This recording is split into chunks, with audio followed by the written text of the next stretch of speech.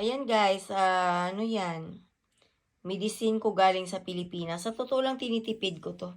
Kasi ayaw ko nang magkaroon ng bagong medicine dito sa Denmark na hindi para sa akin. At baka yun pa ang dahilan para ma-deadball ako sa country ito. Ayan guys, akin yan.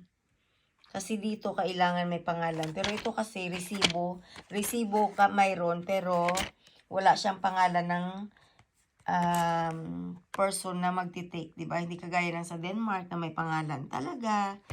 Ayan, pero ulan sa pinyan, guys. Ayan. Ulan sa Pro. Ayan, ito yung reseta sa akin ni Doktora Ramona Magallanes. Taga yun, sa private hospital. Ayun guys, yun lang guys. Sa totoo lang ay nagkwento lang ako ng, alam mo na, natuklasan ko tonight. Good night sa inyo guys at wag niyo akong iwanan sa laban ko sa mga impacto dito sa paligid ko dahil dinaig pa nila ang sinasaniban ni Satanas kung paano ako ipaligpit. Yun lang guys, bye-bye. Yun lang guys, bye. Mercury Drugs guys, yan. May tiwala ako galing sa Pilipinas. Thank you guys, bye-bye.